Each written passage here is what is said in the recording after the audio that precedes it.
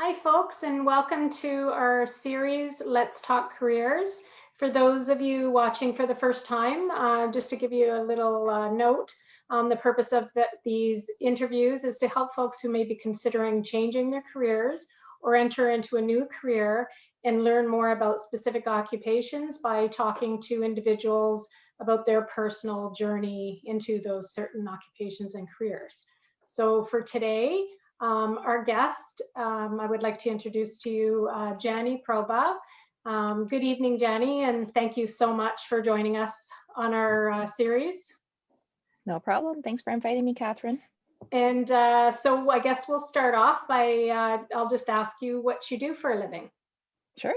Well, I'm a nurse educator, but I'm a registered nurse as my background, and I entered oncology nursing actually about 15 years ago, and started my career off at the bedside and worked many years just looking after patients with cancer, and throughout various stages of their disease trajectory through, with a curative intent, all the way down to a control or a palliation intent.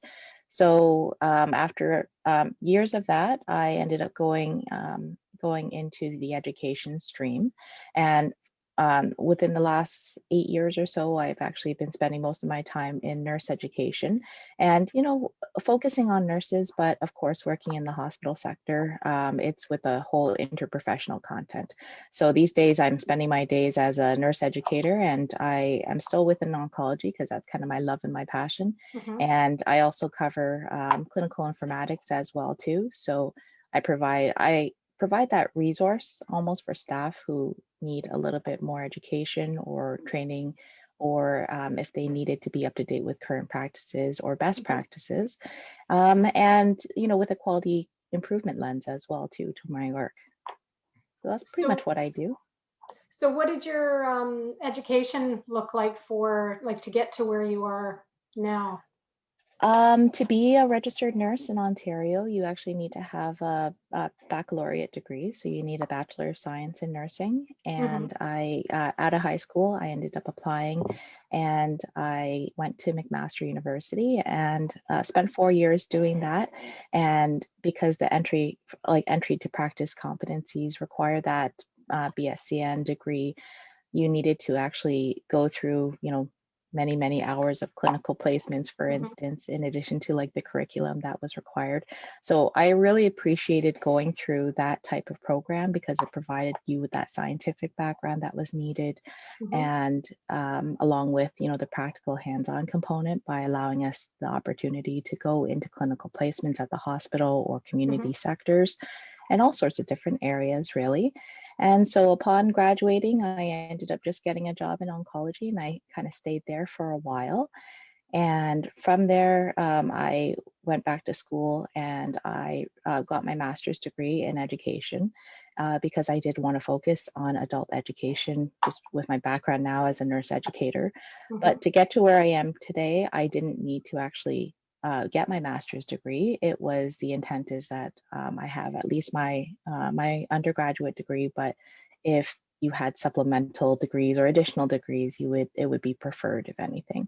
So yeah, generally most nurse educators do need to have master's or higher, and I'm going back to school soon too, just in the fall, just to get my doctorate degree. So I'm it's still in the works. So that'll take me until 2024, I think. And I also have several different specializations in oncology and palliative care. That's amazing. That's quite the career, and you're still very young. So Thank you. when did you first realize that you wanted to become a nurse? Was it when you were little, or did something spark your interest? No, not particularly, actually. I knew that I had an interest in sciences, and particularly life sciences and biology. And I wasn't very good at math, surprisingly. I was not good at math, Asian and everything. It just didn't happen. And I've always been naturally more of a helping type nature, and so I always looked towards the helping professions. I actually thought that I would actually end up being a teacher of anything, but Mhm. now I am a teacher, You but are, yeah. I actually didn't know I wanted to be a nurse at first, and I went through school, and with the focus of sciences, and my friend who was older ended up getting into nursing, and then it was my turn then after Mhm. OAC year, and I didn't know what I wanted to do. And she told me about the program, and she told me about her clinical placement and what she was learning. And it was a really great integration of sciences and arts. And, the caring nature of nursing just really appealed to me at that point. And Mm. I did have a previous experience just with a family member who needed a lot of medical attention when I was younger, and I had to help out quite a bit with her care. And because of that, it kind of, along with my friends, recommendations and sort of her perspectives, it allowed me to sort of think about a career in nursing. Mhm. So I applied to that, and a bunch of other programs, and when it came down to it, I decided, okay, I want to go into nursing because it seems to be, the thing that I want to do now. So I really didn't know until like later in life. Mhm. And all throughout university as well, everybody seems so set on their career path, and Mhm. that was really intimidating to me because I really didn't know at that time, Yeah. and I'm just kind of muddling my way around school and just Mhm. hoping that I would find something that would spark my interest or my passion. And I thought, upon graduating, that maybe I would go into mental health nursing, if anything, but I Mhm. ended up going into oncology just because they offered me a job on the spot, and Okay. then I ended up just really loving it. Um, I think that that was probably the best decision of my life, truly. I mean, Mhm. because even though I didn't consider nursing growing up, I sort of grew into it, and Mhm. it's really become woven as a part of my identity too. So I really didn't know when I wanted to be a nurse until I actually got into nursing school, is kind of the Gotcha. long and the short of it. Yep.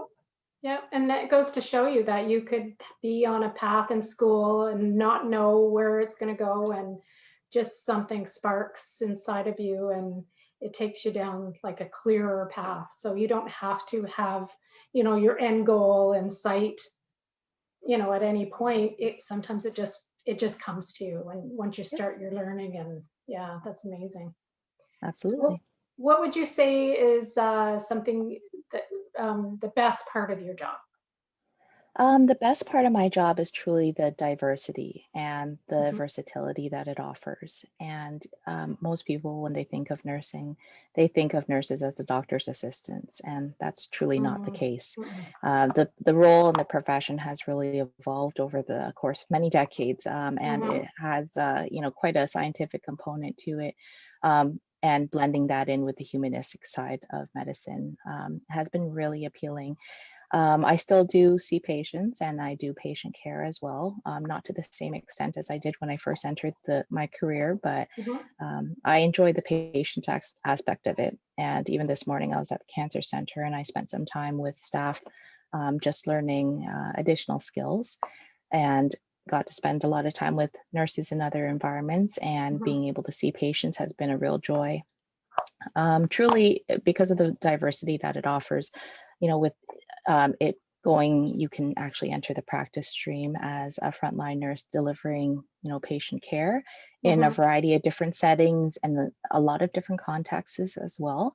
I also really appreciate the fact that I'm in education as well. So mhm, being able to provide that interprofessional approach to education in the hospitals has been a real pleasure, actually. And working with a lot of teams and a lot of different disciplines has been great.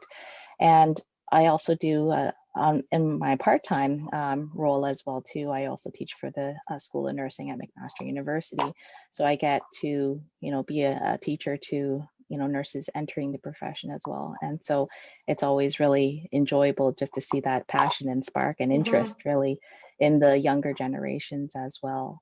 Yeah. There's also that opportunity too to dabble in research. And so I've participated in research studies, and right now I'm a co-investigator in another one. And getting to understand the scientific aspects of medical care, and Mhm, understanding how nursing care can impact the sciences and research and help to inform best practices is interesting. I also do I also edit for an academic journal as well too for vascular access. So that's another thing too. So there's a high academic component to it too. So last stream, truly, there's that option for me. Even if I wanted to switch streams within nursing, I can go into the administrative field. So if I wanted to be able to impact patient care on the administrative side, that would be another option as well too. So I think that's the thing I enjoy the most about nursing is really the diversity that it offers. It's incredible. That's incredible. And how has COVID affected the work that you do? It's pretty much my whole life right now. I know. Yeah, it's you know, when the first wave actually hit and you know things started to shut down back in March, you know, we kicked into overdrive, and you know, what the public doesn't get to see and doesn't really have a chance to appreciate is the behind the scenes aspect of it. So being able to participate in pandemic planning has been a real eye-opening experience actually. So my role in during COVID, of course, being education, but then also to look at certain processes that would affect hospital operations. So things like even having essential clinical items. I mean, everyone thinks about the PPE, the personal protective equipment, being top of mind, and of course, it's important, and it is. But a lot of people don't think about even the medications that we're able to use with global shortages and you know interruptions to supply chains and everything. We run out of those critical medications. So being involved in ethics, ethical dilemmas, and engaging, you know, ethical decision making in those cases can be a real challenge.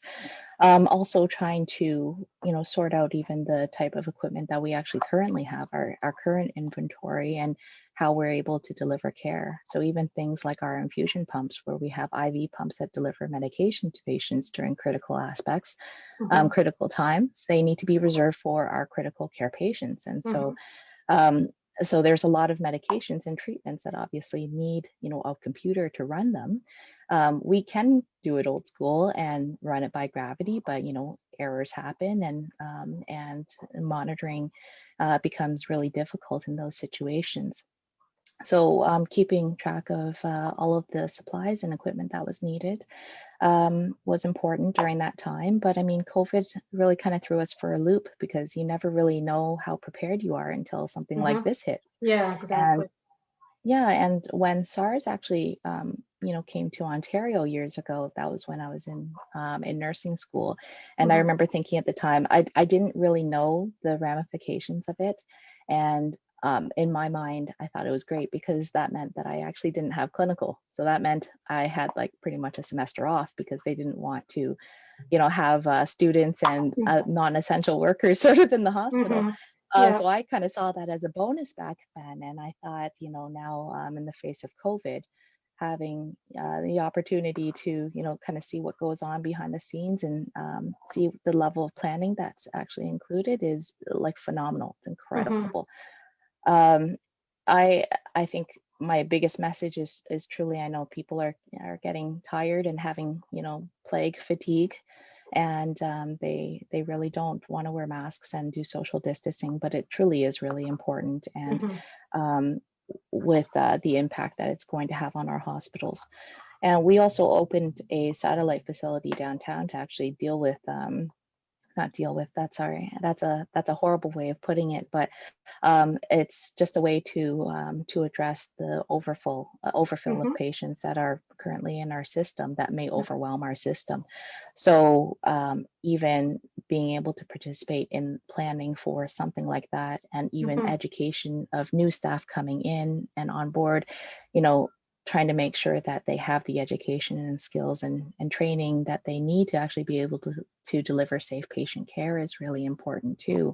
So how do you do that in a setting like COVID, where, you know, it limits your contact with the learner, but like with a new staff member, but then also limits the number of people that you're able to have in one gathering, and the method of delivery is changing. And how do you ensure that your new staff who are all registered professionals who are working in healthcare have the knowledge that they need actually in order to care for patients and for loved ones.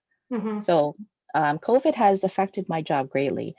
I haven't had a chance to work from home. I've been going into work every single day, with the exception of when I teach at the school. So when I teach at the school, that's in an online context, and learners or students are having great challenges, trying to cope with online learning. But this generation is better equipped than others, right, to be able to deal with these challenges, because they're of course resilient as well too, and very capable of online learning environments and whatnot. But it's like COVID has, I mean, truly, like, it's impacted like pretty much every aspect of my professional life. It's permeated my very work existence. Oh yeah. Plus wearing a mask all day. It's hard. So is there any advice that you could give someone who is considering getting into this type of work? Because it's like your job is quite broad. Like you're not just a nurse, and it's not just a nurse. It's like incredible what you've just shared with me. So like somebody who's thinking. Yeah, I mean, I think my biggest advice is not to be swayed by societal perceptions of what nurses actually are, and even media influences.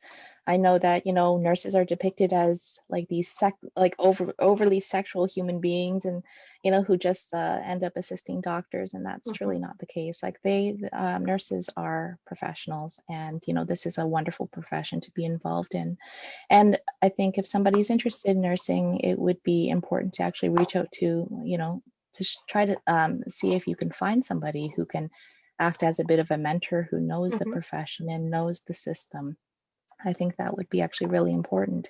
And if you're interested in nursing and you don't have a mentor like that, like a family friend or a family member or anything, then and if you're interested, like, truly think about a career in nursing. Think about even your faculty instructors and clinical tutors to act as mentors as well too, because people make many changes throughout the course of their lives, and our careers end up, our professional identity kind of merges with our personal identity. And so I'm as much of a nurse as I am a mom, or like a wife or a sister and a daughter. And so it's really woven into your personal identity. So I think just really being able to reach out to somebody and ask questions and get a realistic perspective of what nurses are doing these days and what they're capable of.